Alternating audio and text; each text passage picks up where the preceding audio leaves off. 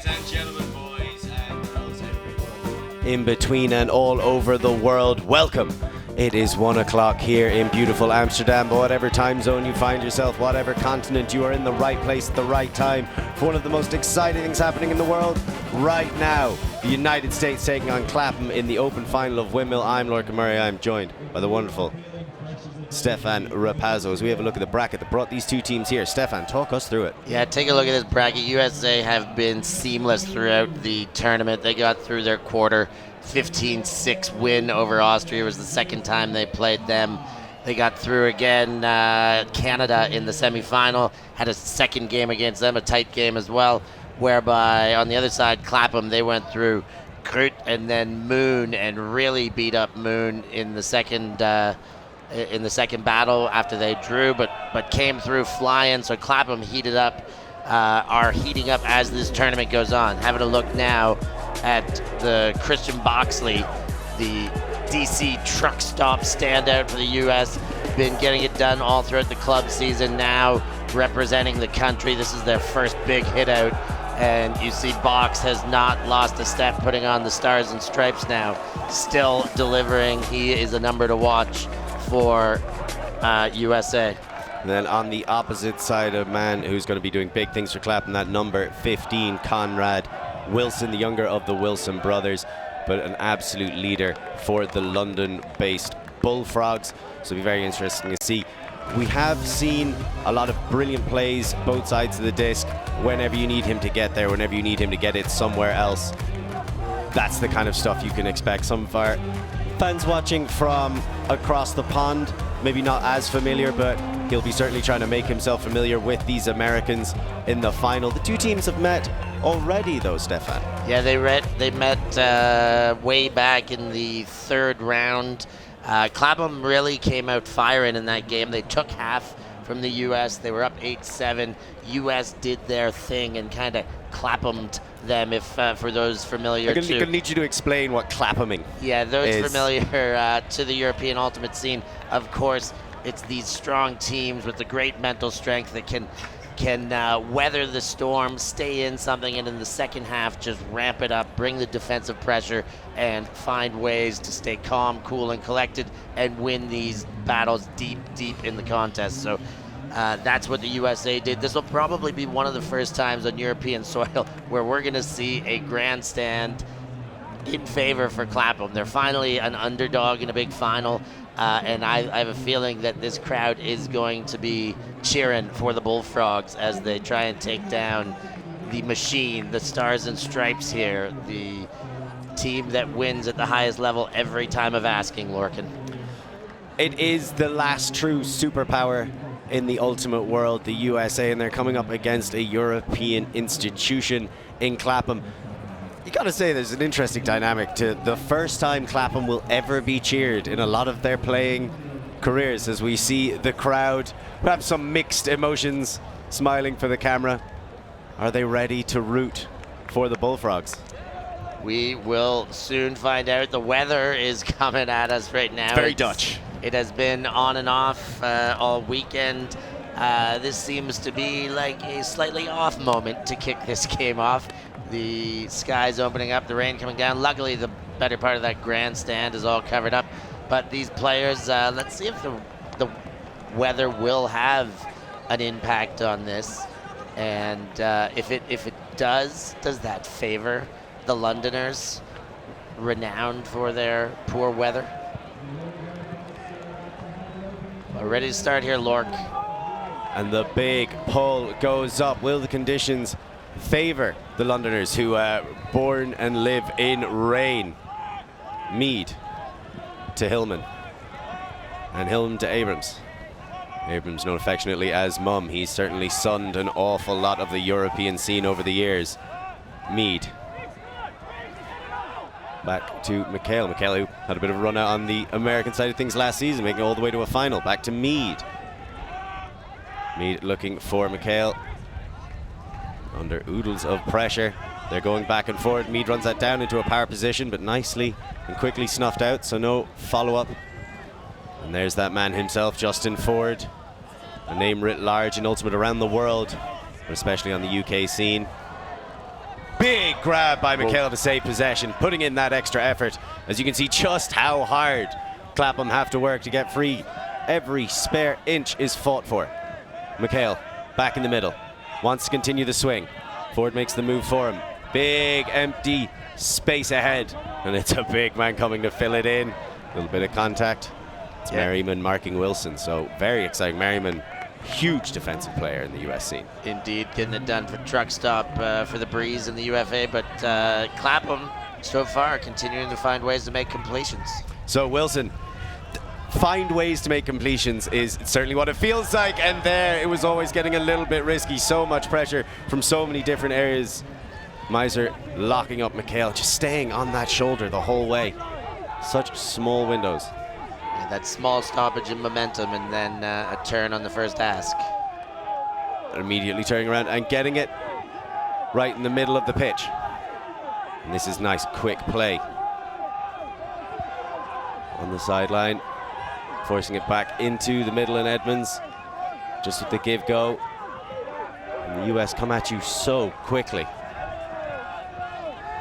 Unrelenting.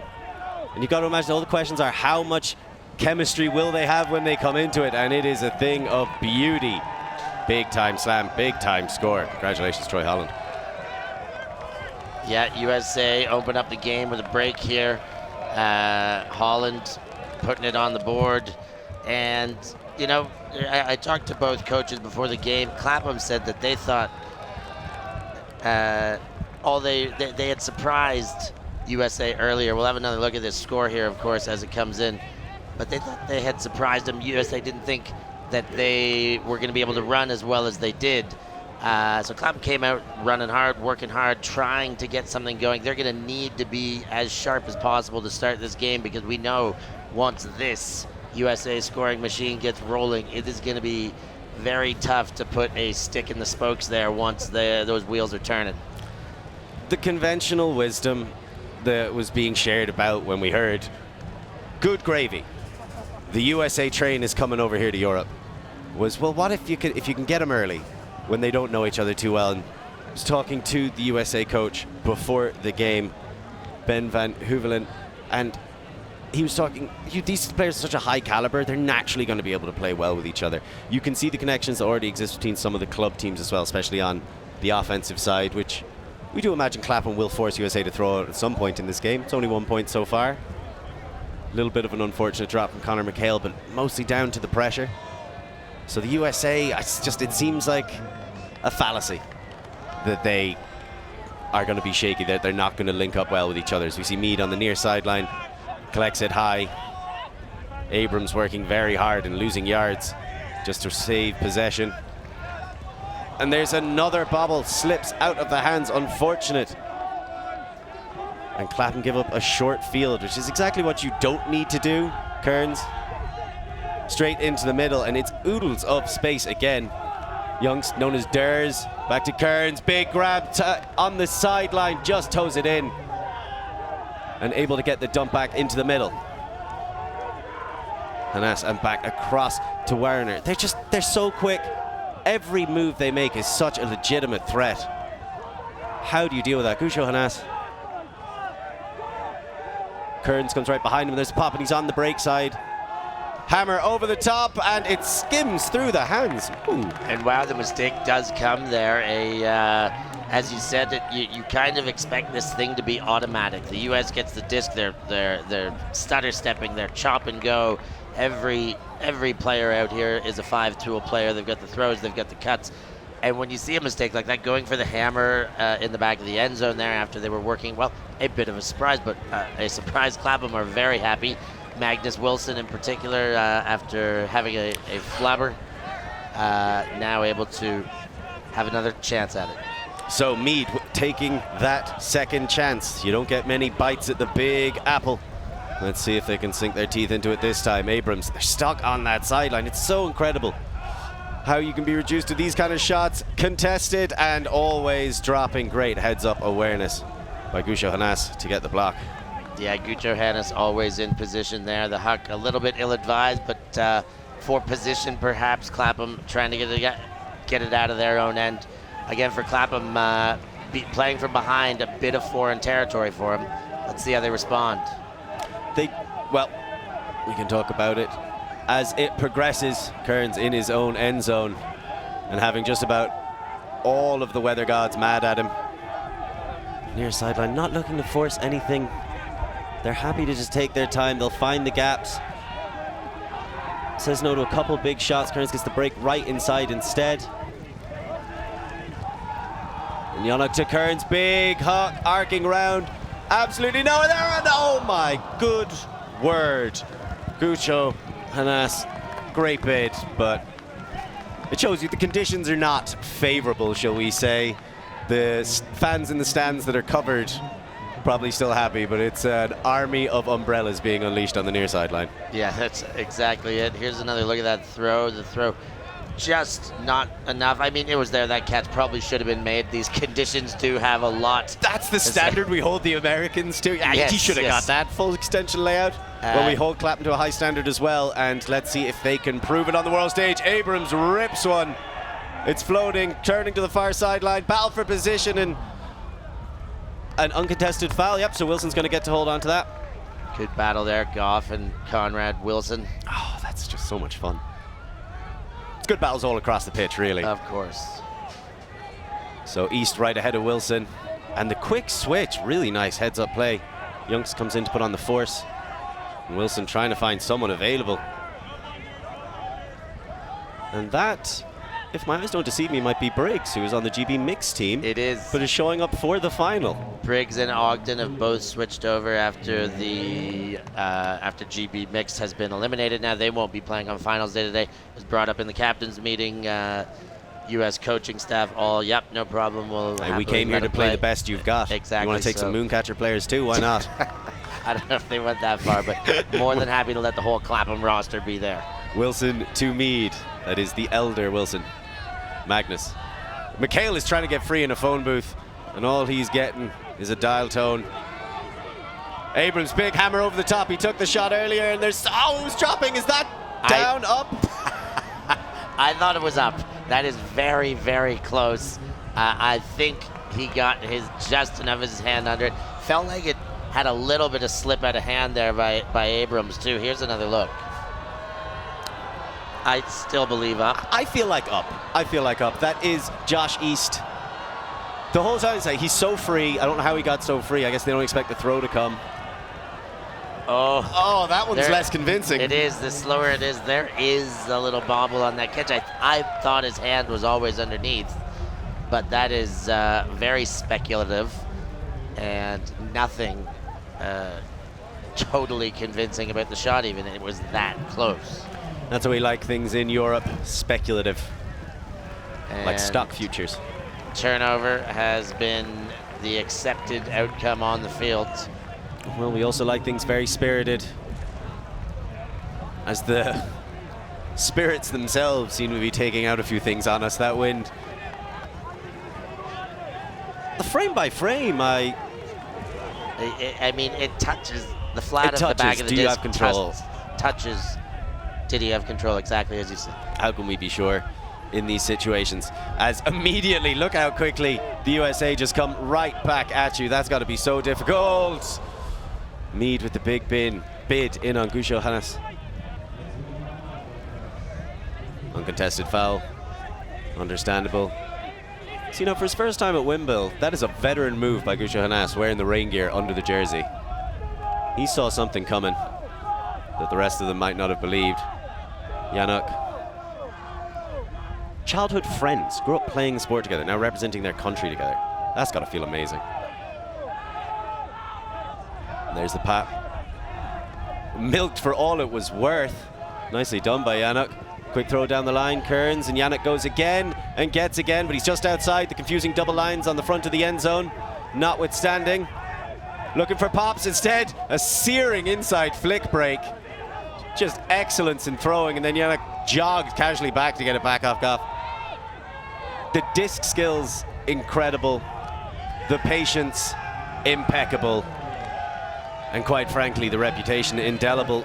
The USA 2-0 up, 2 breaks. Yeah, Sol Yannick there, just calm in the middle, takes his time, waits for everything, got it right back from Nate Goff after he got that zipper back into the middle with a high stall count in the corner. But USA weather the storm, the potential hammer goal at the other end of the field, and the Americans just find their way one pass at a time, working their system. Here's that excellent throw by Sol Yannick again before he gets it back in the middle on that assist. They look pressured, genuinely pressured in that corner, and Sol Yannick, they keep moving, the cuts kept coming, those brilliant attacks up the line, straight to the front corner, sucks in the defense, moves them around a little bit, and then he just gets that drop flick break all the way across to Goff. Like, you stop them for 9 seconds and at no point are they worried, and they get free on the 10th anyway. It's very impressive. Clapham did go down big, I believe, in the first game. I don't believe they went down big ever. They went down at the start. I think potentially quite like this. It was 2-0 to start that game off. By 2 or 3, which is big against the US. Yes, of course. And they did find a way to get into a rhythm in that game. Again, we talked about the early game playing against USA. This is their first time playing together. That's not a training camp. That's not a tryout. And so each new game, oh boy, they are finding chemistry as they go here. So this will be a very different beast than they were in that third round of action. Somehow the beast keeps getting bigger, as does the mountain that Clapham have to climb. Let's see how the Bullfrogs respond. Mikhail, you might have heard the calls of Hucker from the sideline. Ford goes inside, taken by Wilson. Merriman still picking up that assignment. Back to Ford. Hale's immediately in front of him. Ford swings it all the way out to Mead in the middle of the pitch. And the under, and it just doesn't go where they wanted to. A little bit of a trip. That might come back. Davis was so close the entire time. I think agreed Modiano should have got the disc, but those Americans on every shoulder. Yeah, in the pocket, defense, every single matchup. Modiano goes back to Ford. Ford across to McHale. Takes his time with it. Then McHale still working that break side, looking for Hillman. Briggs isolated right in front of him. McHale goes back for the dump. Says no to the open spot. Thinks about the scuba. Always a good decision. Briggs back to McHale. And there's the pop over the top, but it doesn't quite come off okay. And Hillman can just scramble at a wobbly disc. Day late and $1 short on the last 2 throws for end zone. So close, they're right there and missing by just inches. Yeah, and the exchange rate you're getting at right now for sterling to dollars, you cannot afford to be 1 short. Right now, Clapham at risk of going 3. Disc on the near sideline. Edmonds sends it down the line. And the USA looking fairly comfortable. Randolph has options, just takes a quick pop in front of him to Holland. Makes the defense move, and that fantastic break throw right back around. So Edmonds working well with Nethercutt. It's all close quarters action, no big sweeping passes. You gotta imagine the conditions playing a bit of a role. And there's the quick break across. Randolph tries to jump it in, doesn't quite get it in. And then, how in good gracious did AJ Merriman hold on to that? I don't know, they are getting away with everything there. The bounces that are going against Clapham and then going for Team USA. That was partially hand blocked push pass there, and still AJ Merriman finds a way to wrap the hands around this wobbler, total wobbler floating into the front of the end zone. So as you can see there, Scuba, always the right decision, wrong execution, gets touched, Hillman can't grab. And now as you see, this comes across, now the cut, the quick pop. Okay, Randolph doesn't get in, steps back out. It is partially hand blocked. That is a tough one for Wilson. Yeah, like, I mean, he's done everything he can possibly do here. Got himself on the mark, big mark, you know, a push pass of all things, a low rotation throw to begin with, gets a hand on it, even less rotation, just wobbling away in the air, and AJ Merriman still finds a way to wrap the mitts around it. you could see even he, when he opened his mouth, like the certain celebration, like you're happy with that one. And that's what it's all about here at Windmill, as Clapham trying to find a way to come back into this. They're always pushing themselves to have the highest standard of training possible. So what do you think they're saying to each other right now in this timeout, as they get to experience the highest standard of Ultimate really available right now in the world in their division? I mean, that's about it. I mean, they've got to embrace the experience. They've got to be able to reset the mindset and you know, play the next point as another glorious opportunity for them to be able to get ready for, well, everything that the Clapham program stands for, to be ready for EUCF this year, for their continued campaigns and journeys towards WUCC. And really it is a big portion of the GB national side that are already on Clapham. So for them to have a first look and a first battle against Team USA, the strongest competition they could ever get, this is an opportunity no matter what, playing from behind or not. And we want to give a quick shout out as well to some of the other North American guests that we had visit us, depending on how you separate that particular landmass, either an entire continent or, you know, 3 countries from the top of one came to visit us: Mexico, Canada, and the USA. Canada had some close matches with GB as well, or with Clapham even. Canada did. Yes, 11-10, the Canadians beat Clapham. I mean, Clapham had the loss to Canada and then the tie to Moon in the middle of their schedule before they came back and started getting those wins in to advance all the way here. So you want to talk about teams going into this tournament? Clapham doing a little bit of it themselves, as spared some blushes catching it on the second attempt, and their mum slips. Very unexpected. Abrams goes to the ground. Hillman is just accidental contact with Soljanik. Yeah, the run through there. I think Soljanik going to take an injury. Got the quad banged into by the knee of Hillman by the looks of it. Great opportunity to learn, great opportunity to test yourself at these tournaments. You don't want to take the opportunity to get injured in a World Tier. So, very understandable. No need to push these things. Randolph in on the exchange. So many defensive weapons across these lines, and they can do so much. Disc back in. USA in the driver's seat. They want to go 4-0 up. Swing back around to Randolph. Lightning fast cut on the other side by Youngst. And zipped right through, and the quick pop, fantastic stuff. Warner holds on and somehow pops that one right back into the waiting hands of Rafi Hayes. Yeah, USA are getting the benefit of Clapham not being able to put a foot right now. That Connor McHale, the clap catch, he caught it off on a second effort, putting it up to Abrams and watching the feet spin out from under, and then an injury here to stoppage, but then it's just a short field, go into a basic end zone set, thread the needle to Hayes to finish it off, and USA are just showing exactly why they are the best team in the world.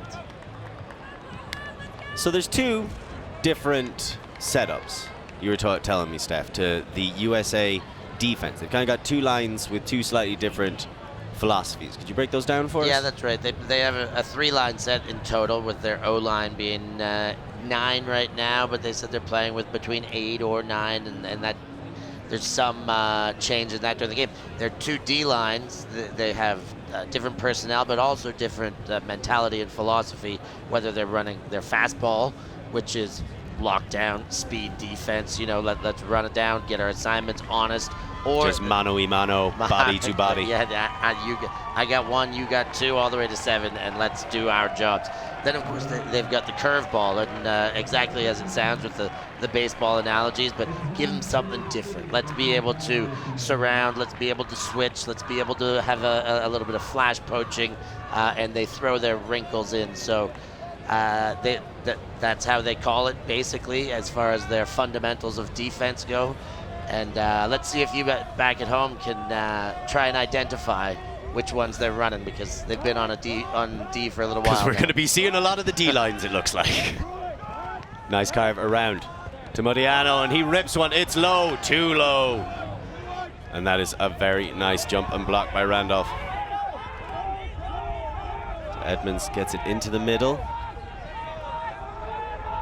A quick pop off and back to Edmonds, and then directing traffic. He wants Nethercutt to make a move just so he can throw it to the break side.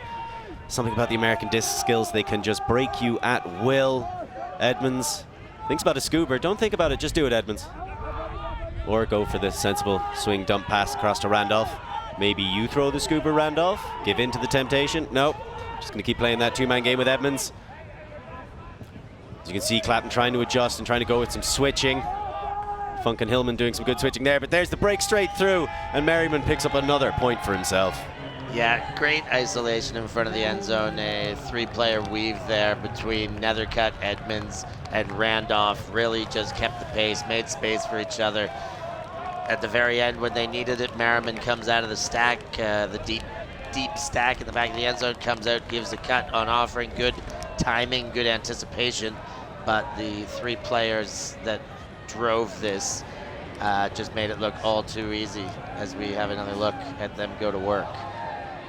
You can see Nugent, Hillman, and Funk trying to work together to limit the potency of this offense, but just what you're saying, they move it so quickly, they run as soon as they've thrown the disc. There's a bit of directing traffic at times when you hold on to the disc. No, just move over there, let me hit the break. Brilliant weave or dominator set or front of stack isolation.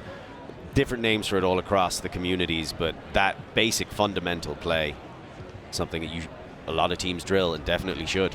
Yeah, I mean, you see all sorts of new offensive schemes and plannings, but a lot of what you see out of, again, USA Open or men's national team, one of the best teams in the world, a lot of this is very simple structural setup. They're coming out of a vertical stack, two-handler set with 5 upfield in the middle. Yes, they move it around. There's deviation, but I don't think their structure is as important as their philosophies and their principles of the way they move together, because that looks easy no matter what shape they come out of. Mead hoping to help Clapham find their shape as they are at all knees and elbows right now. Leading pass down the line to Mead from Wilson. He makes another little move and gets it into the center, or at least tries to. That is denied, or maybe not. Gushanas stepped through, got the block, but East is saying there was a bit too much contact.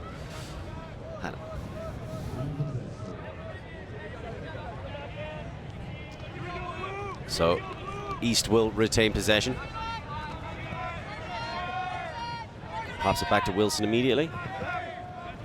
And McHale saves the day by defying gravity with that grab. Gets the swing across to Mead. Nice pop to the far sideline. This is exactly what we're talking about, how hard Clapham have to work. Nice swing pass to Mead. He's on the sideline. And another quick pop through, and the final throw just a little bit rushed. And it's the same again. They are working so hard for every cut. I mean, it's easy to say a day late and a dollar short again. They've missed on the shot for goal, but every single one of those passes, even to just set that up, they have to work so hard to get open and get any of their completions. And then when they are in the end zone there, they gotta take a shot, and they're taking it. So far today, they've been missing on those ones. And that was a brotherly connection as well. We were talking earlier about the youth connection between Yannick and Gutierrez. The Wilsons have been playing together for a long time, and they can't connect either. The pressure of the USA team mounting, and a huge rip inside out backhand, just sitting it into space all day. Edmonds chasing it down. Well, that was something else. What a beautiful backhand blast that was from Kearns. Edmonds had incredible separation. He's got great speed, but didn't need to change speed, didn't need to change direction. Ran his line. That throw was an absolute pearler and landed right in the breadbasket. It's something that they can do so well that's so deflating. You work hard, you go for these really difficult inside break throws, you grind it all the way to the front of the end zone, and then in 3 passes they set up the smoothest huck you've seen in your life. That was a fairly contested catch as well from Kearns, and he just rips the inside-out backhand. Elements be damned. That's a pretty impressive throw, as well, if we're honest, from Hayes. But look at that inside-out. That's just about understanding exactly what is needed and delivering it. Yeah, what a throw. What a shot of that throw. I could watch this one go all day long. Perfection. It doesn't even, like, it's so quick.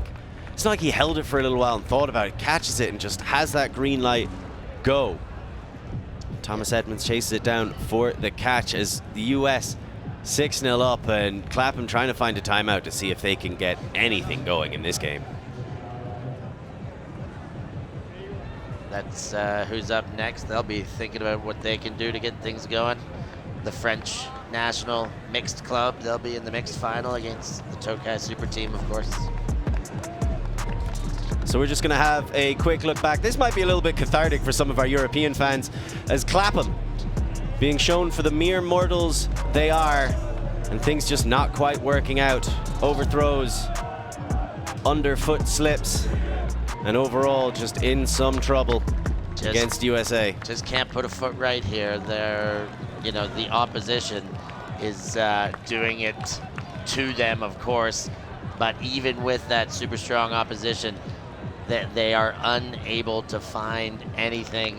The timeout, they need, you know, this is where you kick a water bottle, spit the dummy, try and get a spark that will give the team something. They got to put one on the board. They got to get their O-line off the field here.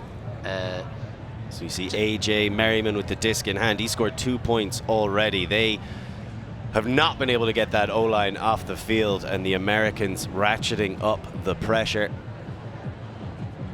As the sun is starting to come out, the Londoners will need to search the sky for some silver linings on these clouds. Hillman immediately to McHale. Played with the Chicago Machine last year, in case that name and face are ringing any bells. Hillman to McHale. Right back into Hillman. He runs straight across, and then looks to clear the space. Mead working, so you can see Clapham coming out with a bit of a handler weave themselves. Hillman, Mead, and McHale. Lovely inside break. Mead gets into a power position, says no to the deep shot. So instead goes back to Hillman. And Mead gets low and collects. But not a single cut from the stack.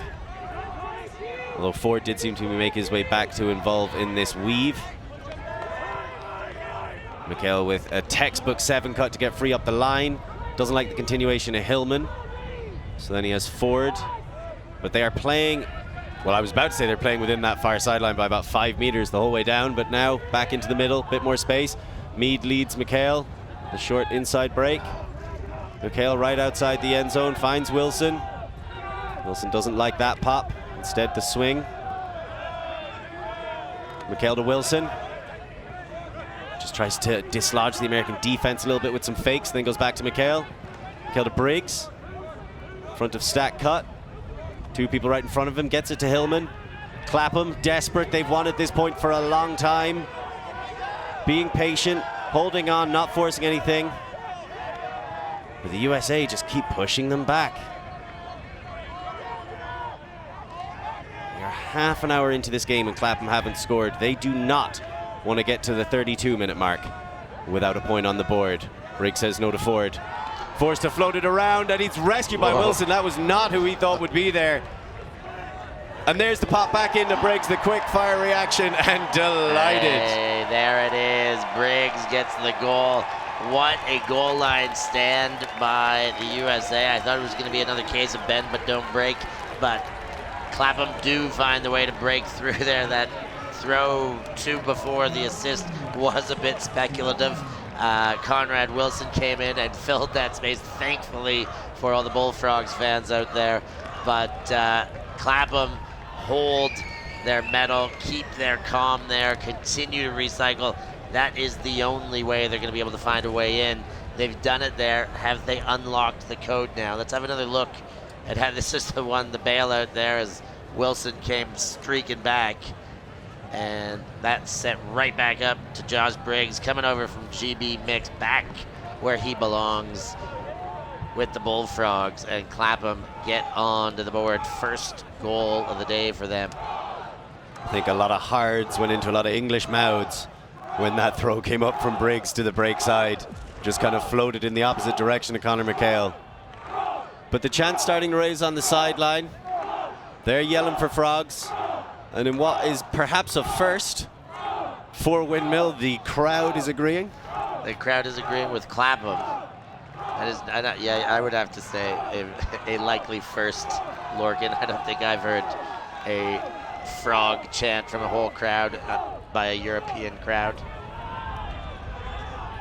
So let's see what the US O-line looks like. A lot of chemistry just naturally there. These players have played against each other. They are all-stars. They have played on all-star teams. Tempting the big throw. Johnny Mulks, who came up with what, for my money, is probably my favorite chant I've heard at this tournament. We might get into that later on. I'm looking forward to that. Just a bit of conversation. A little less action for a moment.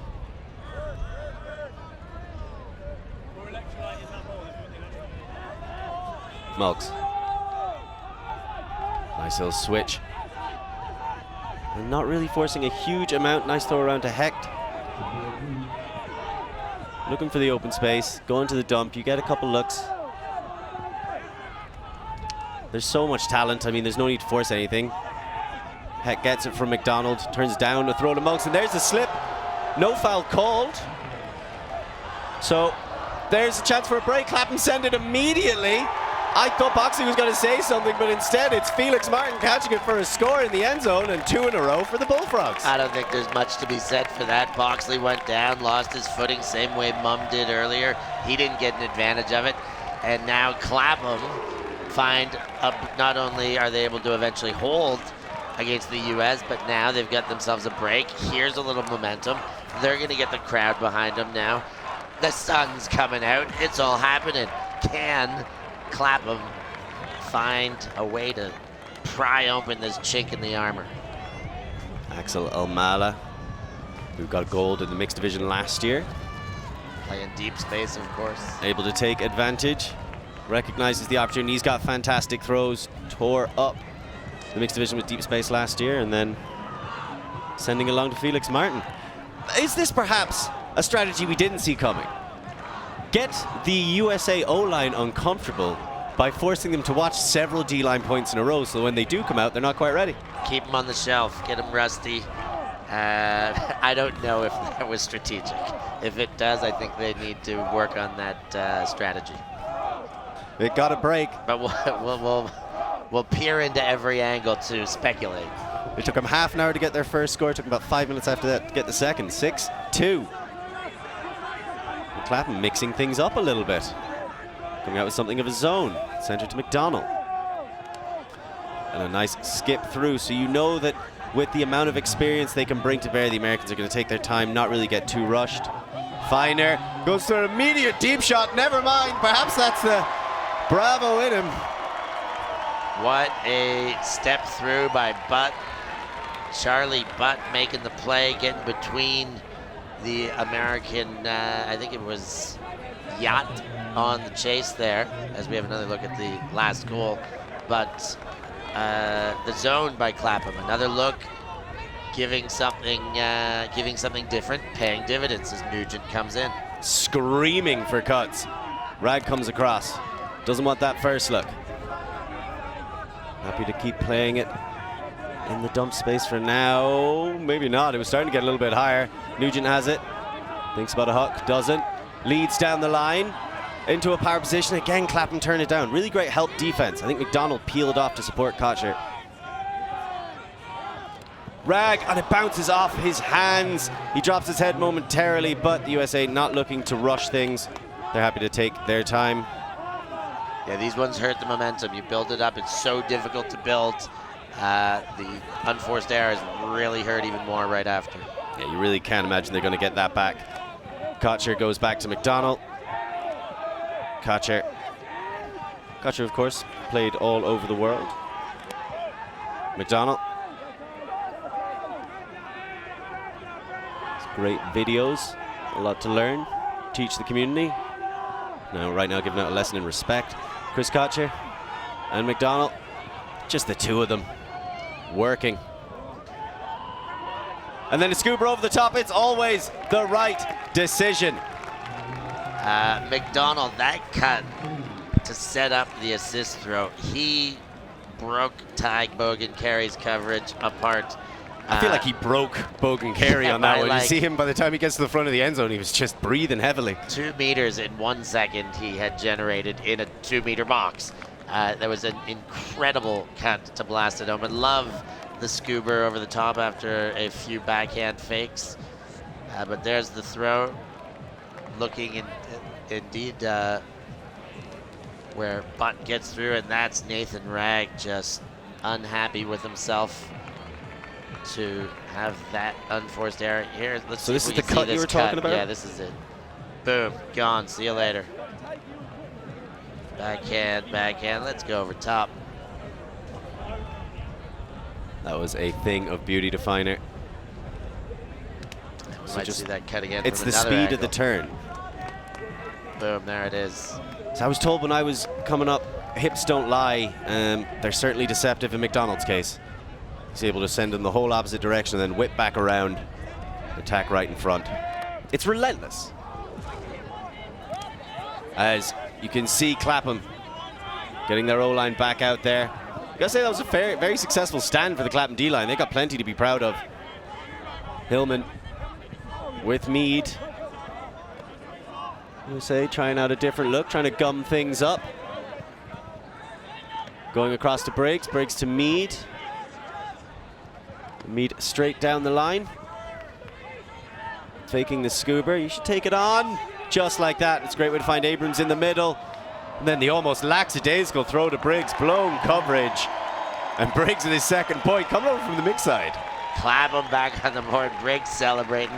They gotta really celebrate every small victory that they can get here and try and build that into greater momentum, build from each small goal or big one like this, putting another one on the board, getting their O-line in. Josh Briggs showing his value after being pulled across from the GB mix squad. Second goal, normally a thrower, normally a distributor. Yeah, known as having the cannon. That flick that is just so difficult to stop. I love this throw from Abrams. We've seen him do it at this point for nearly 2 decades. Just, it makes it look so easy. Yeah, Tom Abrams still being selected in top 25 list, best offensive player, right up at the top in all these things. A chiseled veteran and has not really lost much of a step. Anything he's lost in step, he's gained in the experience and his ability to distribute, deploy his excellence, his voice with his team. He just does so much for Clapham year in, year out. Mum is certainly the word when it comes to Abrams and how talismanic he has been. The Frogs raising those croaks as they try to find some way to limit this American machine. USA with a chance to take half here. Of course, half taken at 8. It's a game to 15 if the 90 minutes haven't expired. So Hecht, Mulks immediately cuts from behind the zone, gets the quick pop and then throws around the rest of the zone. So I'm sure they planned for it to be there, but right now Yat is just outside the end zone, gets it to McDonald, who I think has every throw ever invented and a couple he keeps just to himself for special occasions. Hecht swings across to Finer. Has options downfield, but no, Hecht instead goes to Mulks. Mulks back to Hecht. And they're just taking the time. They just don't look flustered. You know, if they were a bird, they'd be the dodo, by which I mean they are unflappable. Back into the middle in the form of Mulks. Across to quick pop and gets it back, just straight running. Kocher, Mulks, Kocher. And it feels like any one of the 7 can come out and suddenly be involved in this Dominator offense, but it ends with another score for Feiner. Quinn Feiner this time, one of the faces of Pod Practice podcast. Johnny Bravo, Colorado native, and as you said, Lorgan, it could have been every pairing or trio of the 7 out there can get into a groove and a rhythm with one another and take over a game. Here, Kocher finishing the job with Feiner, but this O-line potency is it's just something that as a coach you would love to deploy. We're going to take a short break here. 8-3 U.S. lead over Clapham. Come back for more action in the second half.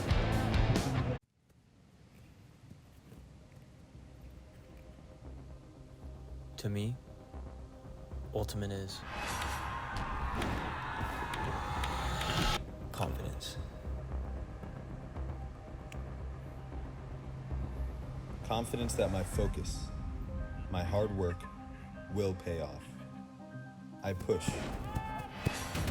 So when I step out on that field And look at the 7 across from me, I know that they aren't ready.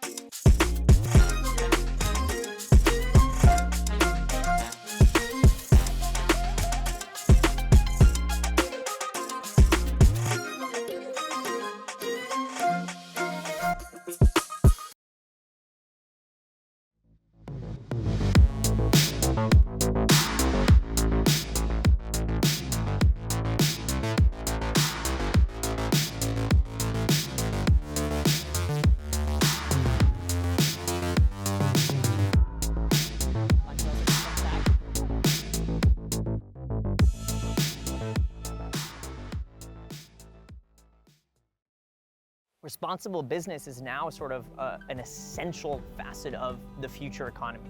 Like, I'm talking like every business needs to start thinking about their social and especially environmental impact. And if we look at all the problems that we have in the world today, they're not going to be solved by our governments and the not-for-profits. I think business has a really big role to kind of play. B Corp really kind of helps companies through the certification really understand that and kind of dig into their impact further.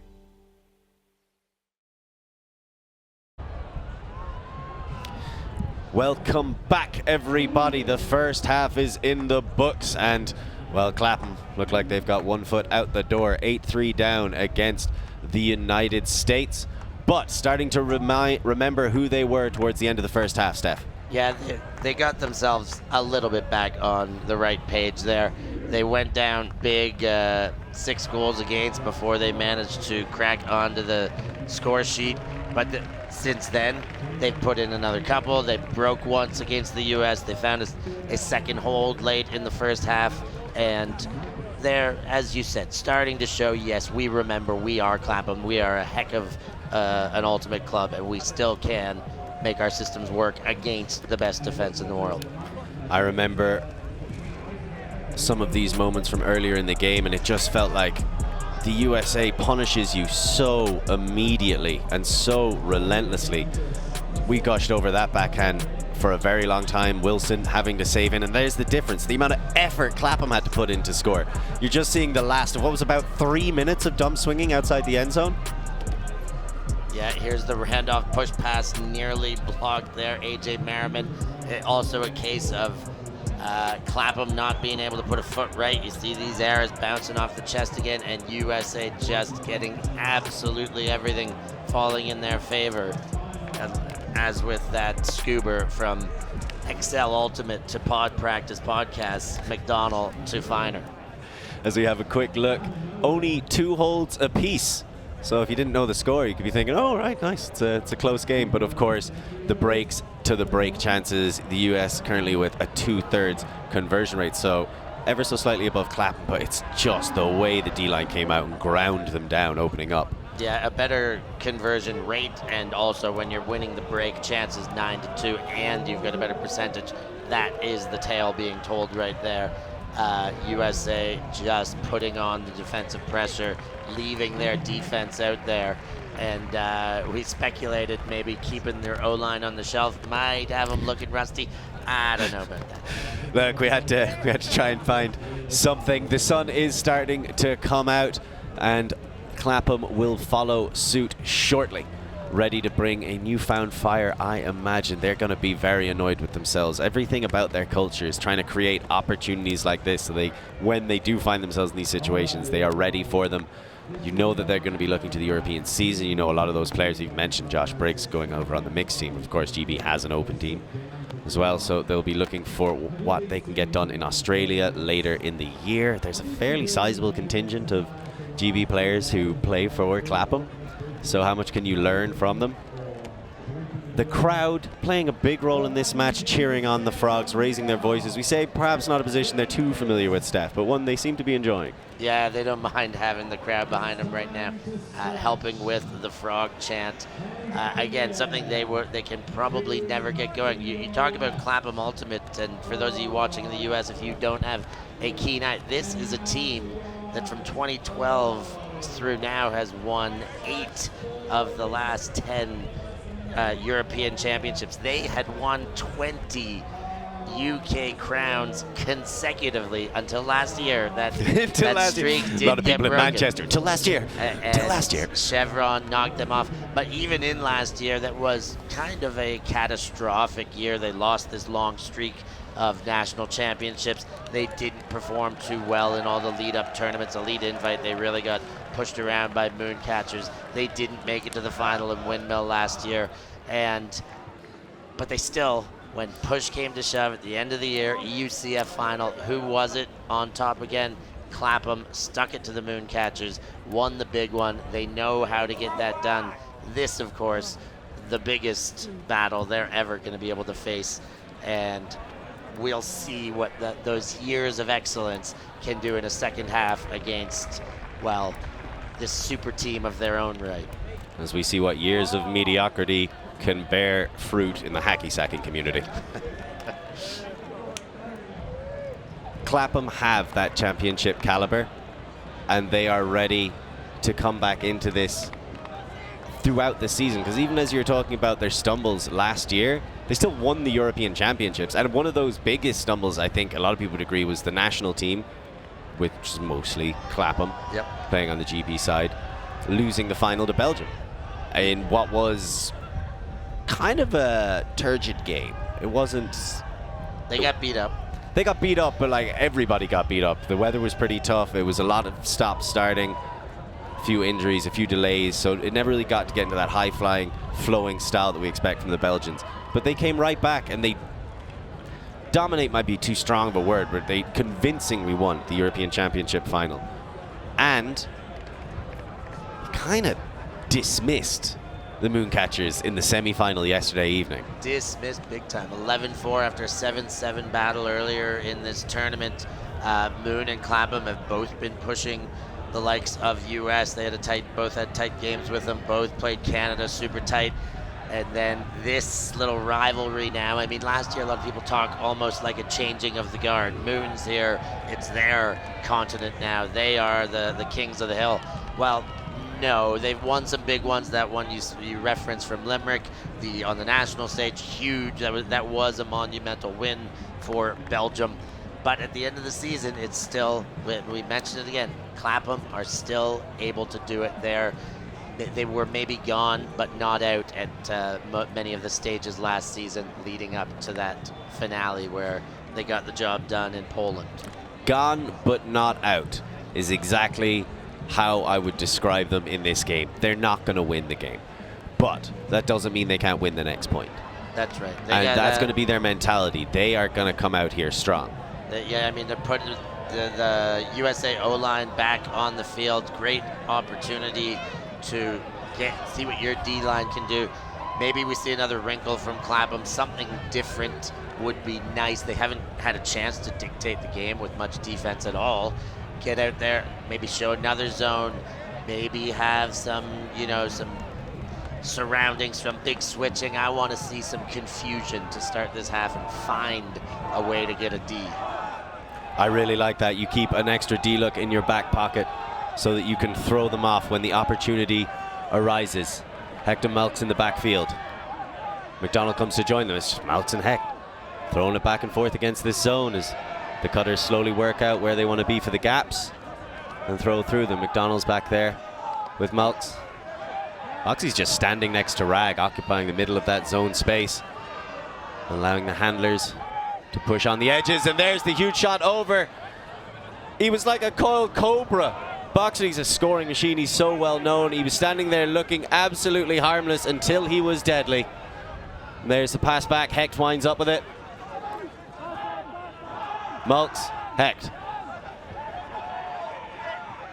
Doesn't want the continuation, but wants the hammer all the way over the top and comfortably in the hands of Benyat. Yeah, wide open yacht at the back of the end zone. Nice hammer from Hecht right behind the line, about 2 meters out. But it was that Melks deep shot that really opened it up. Boxley, very athletic, even tumbling and diving over the defender that landed in front of him before he sprinted back to the line to reset the disc.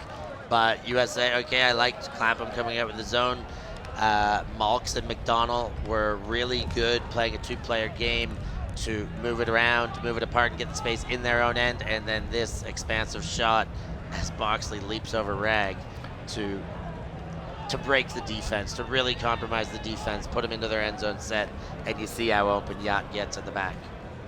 It really seemed like while the American handlers were just passing it back and forth between each other, McDonald was involved in it, as we see the truck stop teammates. They're just letting the cutters pull apart the defense, kind of deconstruct the defense, so that eventually when Boxley went deep, because I was just looking at him, standing next to Rag in the middle, I was like, what's Boxley doing? Just, when he does something, it's going to be really cool, because he's just standing there while all this stuff is happening around him. And then deep cut, no support help comes. He's in acres of space, because it was the same third throws. That's going to be hard to catch. Requires a little bit of athleticism, and the zone goes from, maybe they're limiting them a little, to non-existent. As here comes the ever-present American D-line.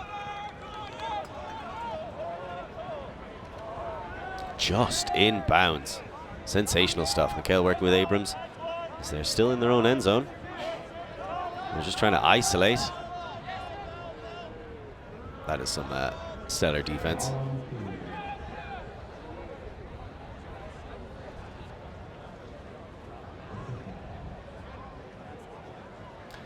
So Davis just putting so much work on Abrams. Have a bit of conversation about the contact.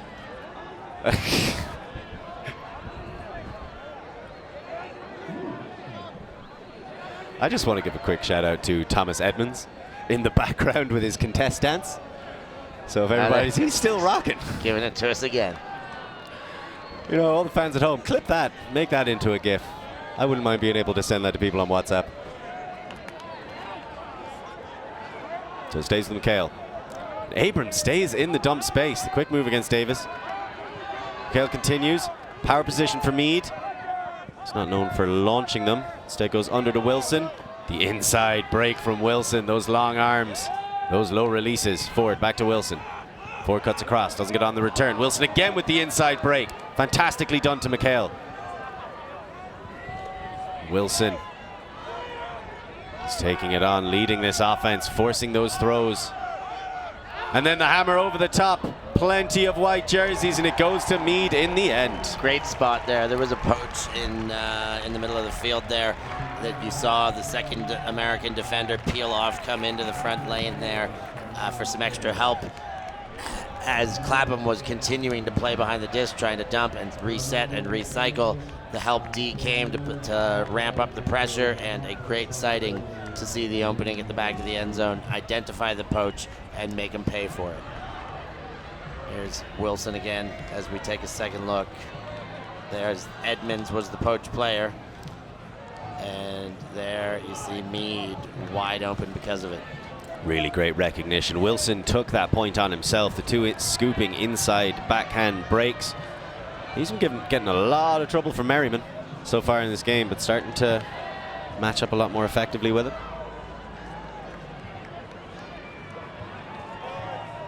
You can see why we were focusing on Conrad Wilson coming into this.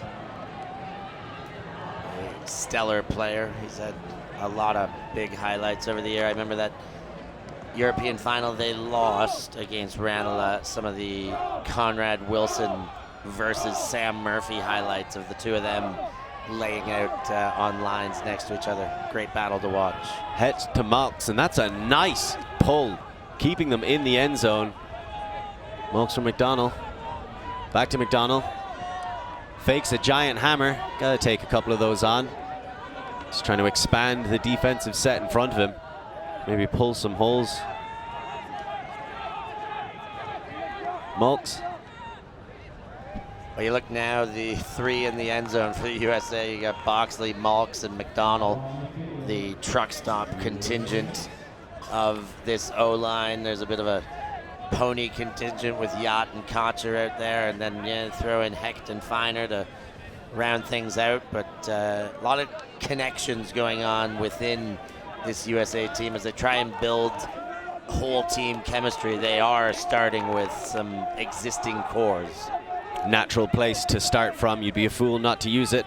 As I was told by the coach, Malks to Kochner.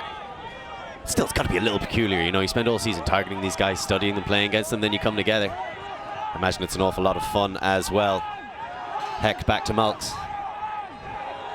Has Kochner. Gets him. Feiner's gone. He's coming back under. Goes into McDonald in the middle instead. And Feiner, that's how you finish a deep cut. With an under to the opposite side. Tireless effort, Malks. McDonald, the inside scoop, but it's sniffed out. Fantastic defensive play by Felix Martin. He saw what was coming, and he jumped forward in time. Amala gets it to Brooking, and Clapham let the opportunity go wanting. Yeah, squandered one there. What a play by Felix Martin to step in the lane and get an opportunity for Clapham, but Boxley gets up and athletic and takes it right back. So into the middle, and the USA with another chance to get this hold. Malks goes to Hecht. Hecht inside to Boxley. This time Martin not able to predict the cut for the inside. Malks down the line to McDonald. He's in plenty of space and scores. Yeah, the truck stop contingent goes to work there for that scoring sequence again. But it is another case where the Clapham opportunity goes for naught. Those are not coming frequently enough that they can afford to let them go. I guess I'll say that casually. Boxley got in the way, but the throw was just not on there. I think even if Boxley had missed, that might have still been going up and over and out of bounds. And here's the job done for this point as Malks spots his club teammate playing for the nation, Rowan McDonald. Asking not what America can do for them, but what they can do for USA Ultimate. And right now in a goal and assist, he's doing plenty. That truck stop contingent. Is trucking a good thing or a bad thing in North America? I always wondered. Is it trucking? Yeah. Because it seems like it means hitting someone really hard, but also like he's really trucking now, like he's going with power and authority. I mean, I thought you were talking about the industry at first, so we'll get back to that. As now Clapham try to get back to some focused offense through their O-line. Connor McHale. Straight down the line to Briggs. Normally turns and fires, and today is no exception.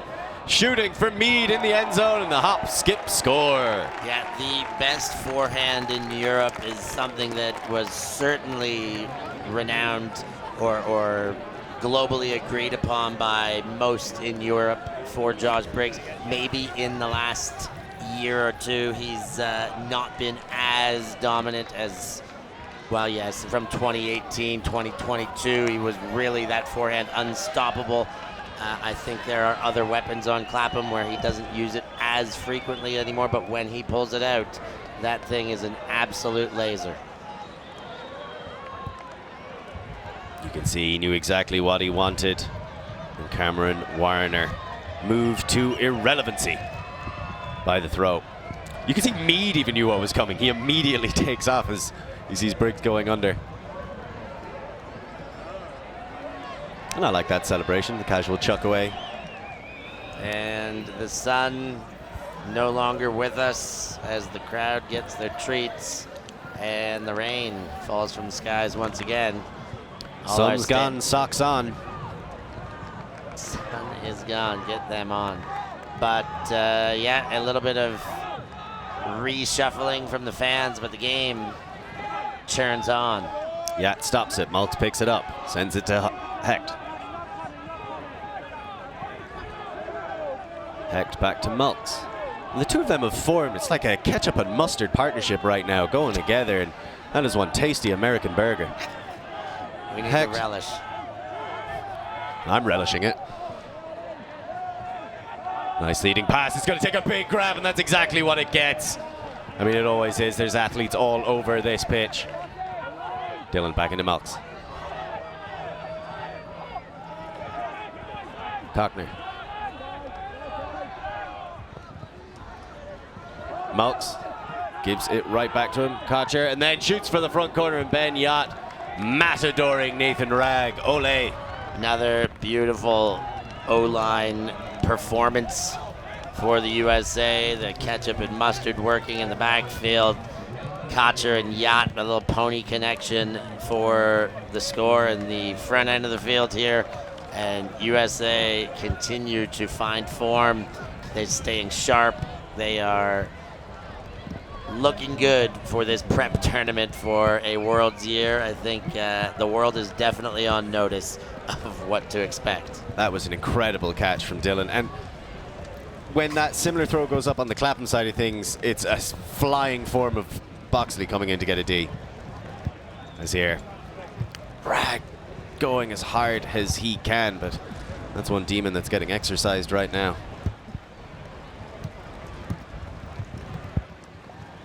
The goal scorer there, Ben Yacht. And you get a good look at the weather conditions in that shot there. Again, perhaps this is where the Londoners will shine. Well, they'd be the only thing to shine right now. Heavy pounding rain, relentless defensive pressure. Tom Abrams, he's faced it all before. Took on the Americans many a time. He's been in many a Windmill final. How will he marshal the troops and get them back into this? Got just over 25 minutes remaining. The United States 4 points away, so you imagine they'll be looking to finish this game up a little early, get the warm downs, maybe taking some of the sights of Amsterdam. But take in the mixed final first. We will talk about that shortly. Abrams to Hillman. Mead in front, but can't get free. Davis and Abrams having a fantastic battle. McHale back to Hillman. Hillman across to Briggs. Briggs thinks about sending another huck. Instead, there's the nice backhand break, and Wilson is playing out of his skin right now. Giving everything he has. Saves possession. Stuck on the sideline. Wants to get it back to McHale. Does. Makes the return move. Loads of space to swing into. That's open side. Goes break. And it doesn't quite work out. Just throwing it into the waiting hands. Nethercutt. And then he just takes his time getting it back. Has the swing. Really thinks about it for a while before giving it to Merriman. Merriman stopped running. Starts throwing. Big, deep shot. Chasing underneath it. Miser collects. They are coming up with everything. Meeser gets behind. Just enough shape on that throw by Merriman. They're beating them everywhere. Down the other end, Conrad Wilson made such an amazing play. Keep it in, towing the line. But then a bit of a preservation of greatness there as the inside shot goes right into the teeth of the defense. And America start yet another run the other way. And here's that Merriman forehand, hangs it up for Meeser. And despite the solid chase by Connor McHale, there was no stopping Meeser in this occasion. Meeser versus the Geezer. And the Yank gets the yoink. So wait, geezer in a British sense? Geezer's like a lad from London, like a geezer. A Right? geezer. So Clapham could be known as the Geezers if they were into having fun team names. Also, they're the Bullfrogs and they all chant frog, right? They're frog, frog. Why are you not chanting ribbit? Right. You know, like the Mighty Ducks didn't chant duck. They chanted They quack. They quacked. Now again, it's monosyllabic and ribbit might be a little bit. Anyway, as we focus more on Gibran Meeser with his goal, but he's making his presence felt through that D-line. Absolutely, they're on the conversion for sure, but a lot of D-line players don't get as much recognition, of course, when they're doing their job and just shutting people down. They can go unnoticed. And Briggs certainly seems to be picking up some notice himself as this game wears on. Briggs across to McHale. The Americans trying out another defensive look. A little bit poachy. Couple of assignments. Here's your space. Don't let him get it. Briggs recognizes, finds Hillman in the middle. Wants it back. Instead goes to Mead in the uprushing, and then the leading pass Scuba. Or sorry, that was Ford to the leading pass Scuba. And then Ford just scrambling to try and get some space, and then there's a little bit of contact, but he throws through it. Goes to Mead. McHale collapses the defense with a cut, and Mead swings it around to Ford. Back to McHale. So you can see Clapham trying to run a similar isolation, but they go with a bit unorthodox there. It's always the right choice. Throw to Wilson. Yeah, Scuba to Wilson, Connor to Conrad. They get that one to stick. They worked hard for it. Great chasing D on a few of those passes. USA staying tight, but not enough. You saw Justin Ford earlier in the sequence throw through a little bit of contact. I thought that was a very tough throw to make mentally, to kind of throw into it and still see it through. There it is as he goes down, continues to Mead, and the Bullfrogs working hard to find these holds. They're not coming with every asking, but the fact that they're still finding ways late in this half with a deficit and some mental pressure working against them is a great showing for Clapham in the second half. It's the resiliency. That's what you're going to get tested on. It's a final. It's streamed. We welcome everybody who's watching from across the pond as well. Ultiworld's first trip to Windmill. And the rain won't dampen our spirits. It'll just dampen literally everything else. That's not under the grandstand roof. Those are the lucky people. There is a second side of the stands, and those people have been moving around with a little bit more frequency. These ones here, though, they're dry, they're having fun, loving life, windmilling it. The greatest tournament on earth by many estimations, and mine included in that one. It's Felix Martin with the big pull. McDonald's underneath it, receives, has Malks, feeds him immediately. And Malks launches one deep. He's looking for Yacht. Two bodies, one result. Fantastic grab. Yacht, Gordon, a sumptuous matchup there. Two big bodies, two veterans of the game, but Yacht just gets the better there, really holds his own line, lets Gordon bounce off him as he takes that one jab step to the right to adjust onto the disc. And that's the USA strength epitomized right there. We're going to go at maybe Clapham's best deep defender. Certainly at one point was Clapham's best deep defender and has been one of Europe's best deep defenders for a very long time. Bit of a fight. Yak gets the read correct, pushes Gordon out of position, and there's very few people who know how to do that. He just makes it look like it's a casual Sunday Eve afternoon. Yep, made it to look very easy. The big New Yorker there getting over the Londoner of similar stature as Feiner and Yacht wave back to the fans at home. 2 goals so far for Ben Yacht. But it's about the buy-in, isn't it? I mean, this is an all-star team. The best players from across America. There's over 500 people apply. They whittle it down to like just under 200 that they see, and then they have to bring that down again.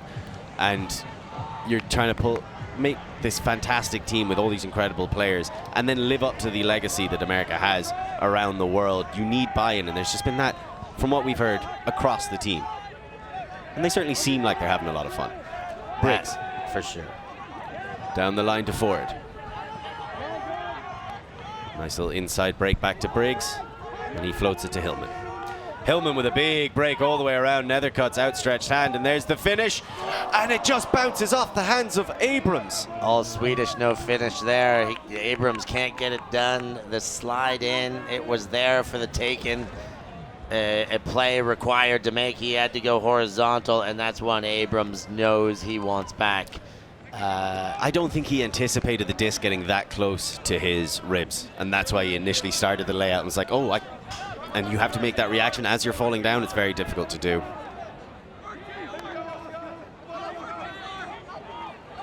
And they start off. Nethercutt looks to the swing, immediately back into Edmonds. Edmonds, of course, of the contested call dance fame from earlier in this game, which other people might have forgotten about, but I don't think I ever will. As the tension ratchets up, Edmonds gets it back. He's working with Randolph. Randolph needed some help. He looked like he was lost on an island. Are they marooned or are they on holiday, though, as the Americans keep it casual in their own end zone and just work their way out? Randolph nicely receiving it from Measer. And across Davies. And Davies just back to Nethercutt. And after all that pressure, it ends with a hook to Acreage and the incredibly free form of Measer. Not quite in yet. Nope. Now it is. And Merriman gets his third score? Indeed, it is third score of the game for Merriman, but it looks like that one doesn't count either.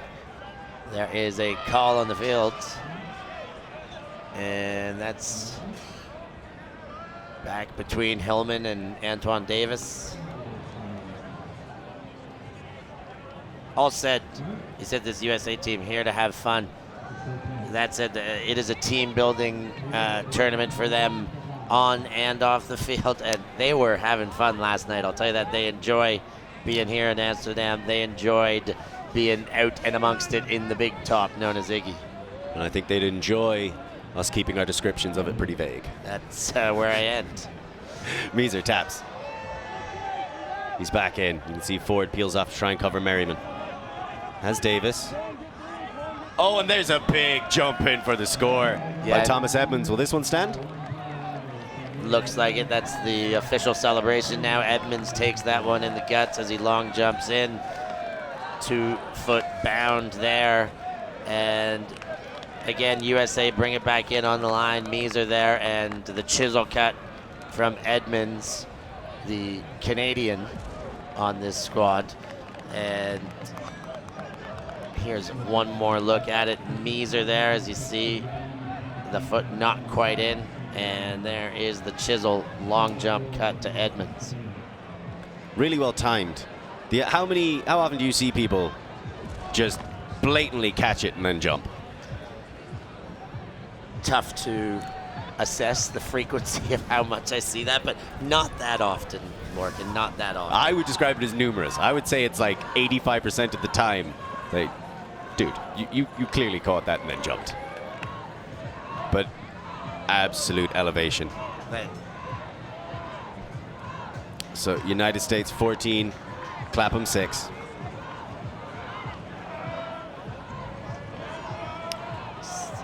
All sorts of fun for Team USA, for everyone around. And athleticism all over the arena as we see the layouts for the free chocolate and the big pull going down to Clapham. Will this be the last point in the open division of Windmill? Connor McHale has other things to say about it as he goes down the line and receives it back from Wilson. 3 bodies go deep. None of them are free. Connor McHale looking for Hillman. Also not free. Gets it to Wilson. Just about. And he launches one. Hillman's free now, and he catches it for the Scored? No. Oh, maybe it will be agreed that he was in.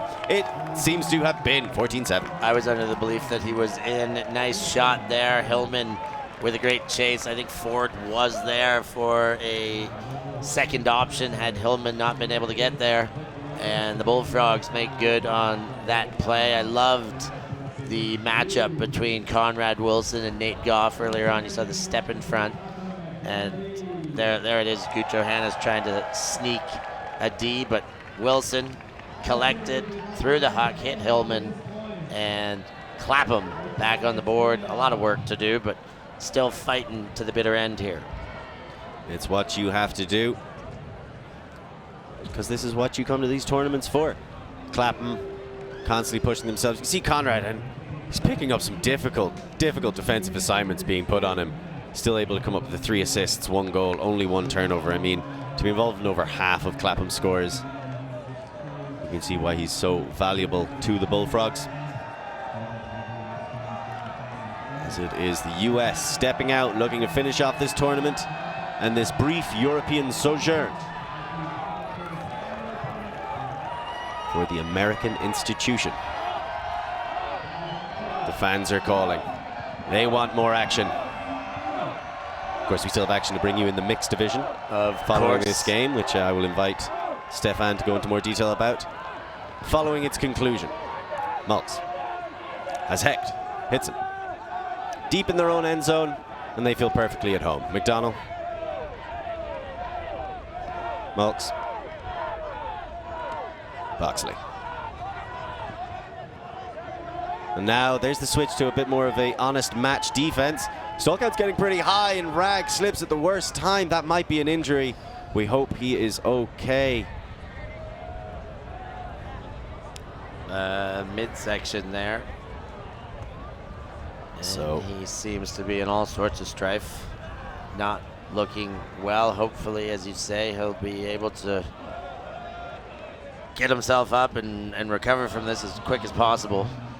So it's an interesting defense that was being played by Clapham, coming down in that limited amount of, should we say, junk look. Let's borrow some words out of the American vernacular with the junk look. Yes. And really just throwing some trash out there into the end zone, limiting their opportunities. And then when they do the melt or the switch to match defense, they look to really be ratcheting it up and tightening it. That Stolkout had to be somewhere near 6 or 7.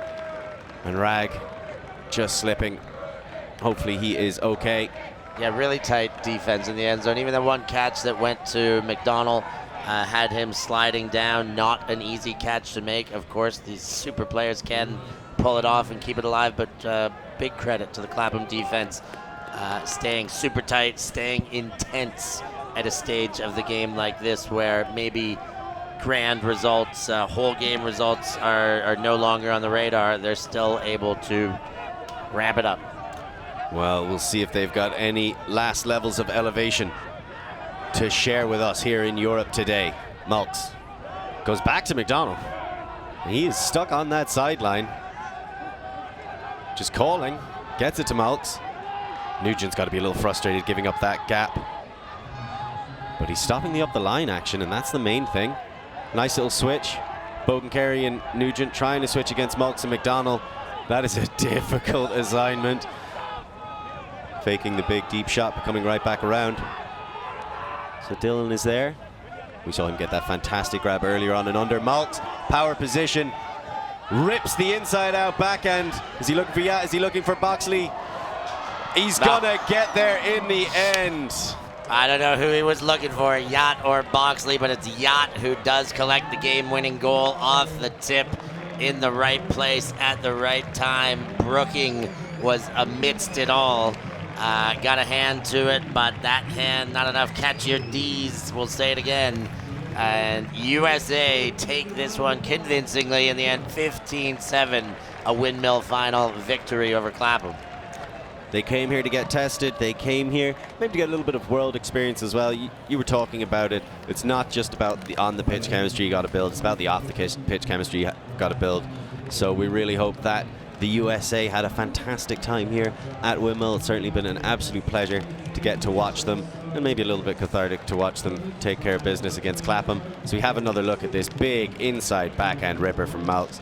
So I might have been a little bit of cause for a foul call on Brooking there against Boxley if it was just the two of them in that end zone. But that's the level of support, right? That's the buy-in that the Americans are bringing. Yeah, chasing it, supporting all the way and collecting it. And to borrow another Americanism, that's ball game. That is a ball game with that one in the books.